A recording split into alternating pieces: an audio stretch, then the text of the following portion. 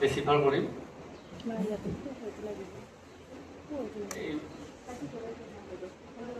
আখৰবোৰ দেখাত আমাৰ মধ্যযুগৰ পাকবিলাক আছে, কিন্তু তথাপিও আখৰখিনি দেখিলে আধুনিক অসমীয়া আনি লাগিব।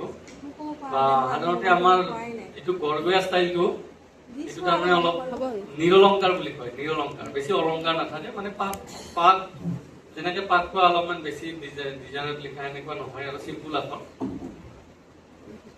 কি আছে এইটো আমি পঢ়ি যাম। এইখন আপোনালোকক হোৱাটছএপত দিব পৰা নাই বাৰু, এইখন মোৰ মোবাইলত নাছিল, তথাপিও আপোনালোকে ইয়াত যদি চাই যাব, জুম কৰি দিছো অলপ। ফালে ভিতৰুৱাল, ফালে ভিতৰুৱাল, ফুকন বহাৰে পৰা, দক্ষিণলৈ সকামৰ কথা, মাজে দুই কটকী কাকতিহঁত বহে।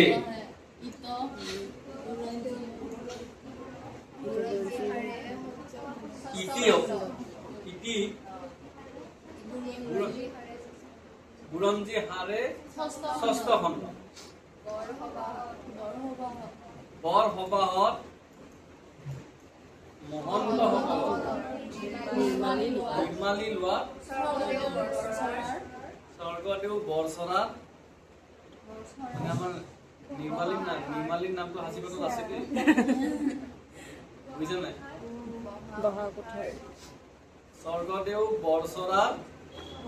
স্বৰ্গদেউ বৰচৰাৰ বহা কথাৰ অগ্নিকণৰ, এইটো অগ্নি অদৈনিক ন, অগ্নিকণত ফুটাতে সৰুকৈ ভেটি এটা কৰাই তাতে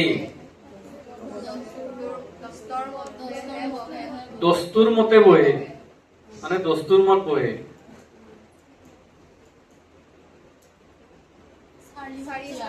চাৰি সত্ৰীয়া সকলে স্বৰ্গদেৱৰ তীৰতে নিৰ্মালি দিয়েহি,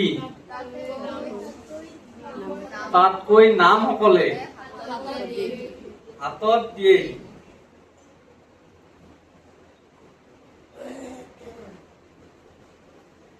তাৰপিছত আছে তাতকৈ নাম সকলে ভকতৰ হাতৰ পৰা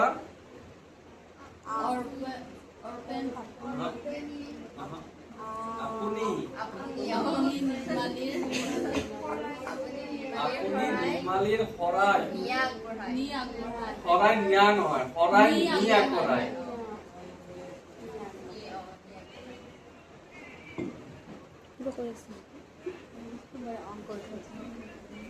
আপুনি নিৰ্মালীৰ শৰাই নি আগবঢ়ায়। আমি শৰাই নিয়া মাতিব পাৰো, এতিয়া সিফালে গবৰাই হব ন, গবৰাই বুলি হব, নিমিলিব। সেইখিনি আগবঢ়াই হলে ইফালে শৰাই নি, বস্তুটো মিলাব লাগিব।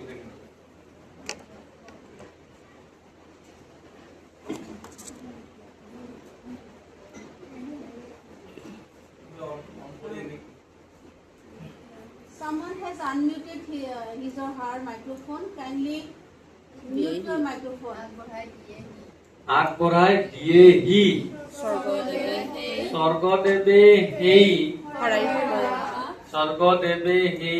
শৰাইৰ পৰা আপোন হাতে লৈ, ইফালে ল আছে, ইফালে আমি হচৈ আছে, আপোন হাতে লৈ তাতকৈ নৰম সকলে নীলগতে দেখা দি আশীৰ্বাদ কৰে। মানে নীলগৰ পৰাই দেখা দি স্বৰ্গদেৱক আশীৰ্বাদ কৰে, সেইটো মানে নৰম সকলে। তাৰ ভাগ আছে কিছুমান, নৰম সকলে মানে একেবাৰে হয়তো তলৰ মানুহ হব, তেওঁলোকে মানে স্বৰ্গদেৱক দেখা নাপায় আৰু এই দূৰৰ পৰাই তাৰমানে নিৰ্মালি লৈ আশীৰ্বাদ কৰে। স্বৰ্গদেৱৰ পাচনি হতে নিৰ্মালীৰ শৰাই আনি আছে ইফালে, গতিকে সি আগবঢ়াই কিবা এনেকুৱা হব, আগবঢ়াই দিয়েহি স্বৰ্গদেৱে আপোন হাতে লৈ আৰু 4 সত্ৰীয়া অধিকাৰী হলেই স্বৰ্গদেৱৰ আগত বহিবলৈ কলা পাতত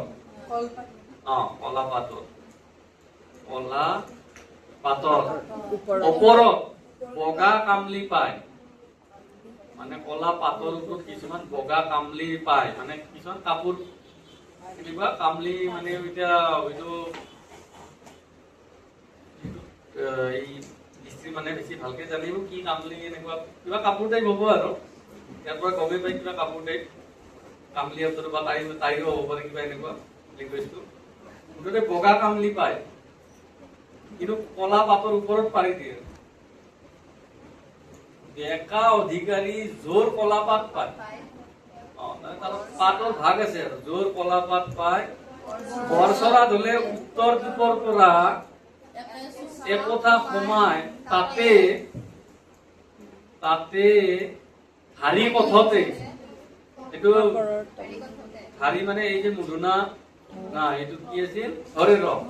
ইয়াত পিঠিখন অলপমান বেন আছে, আধুনিকত আমি চিধাকে লিখো, ইয়াত অলপ বেন থাকে কিন্তু প্ৰায় স্পষ্ট থাকে।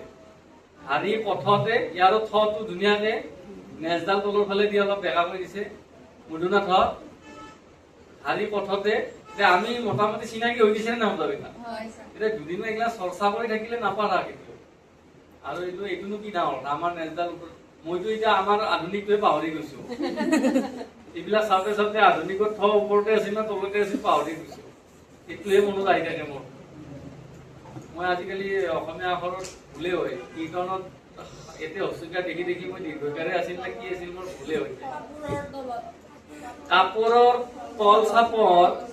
তল চাপৰ গাৰু লৈহে বহে, কাপোৰৰ কিছুমান সৰু গাৰু আছে, গাৰু লৈ ইতৰ সকলে কামলি দিলেহে পায়, নিদিলে কোনো সকলে কলা পাত পোৱা, কলপাত পোৱা।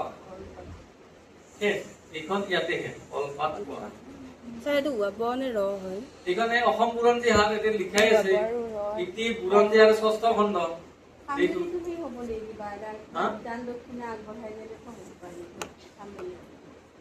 এইটো সত্ৰা কি কয় স্বৰ্গদেউ সকলক মানে নিৰ্মালি দিয়া এনেকুৱা কিছুমান অনুষ্ঠান আছে চাগে তাত। এনেকুৱা এটা পেজৰ পৰা আমি একো গম নাপাওঁ নহয়। আৰু তাৰ এতিয়া হিষ্ট্ৰীৰ মানুহখিনি যদি এনেকুৱা কিতাপ পঢ়িছে কাহিনীটো, তেতিয়া এটা ধৰিব পৰা যাব। আমি এতিয়া স্ক্ৰিপ্টটোহে পঢ়িব জানো, কাৰণ এইবিলাক বেলেগ টেক্সটো আমি পঢ়ি যোৱা নাই নহয়।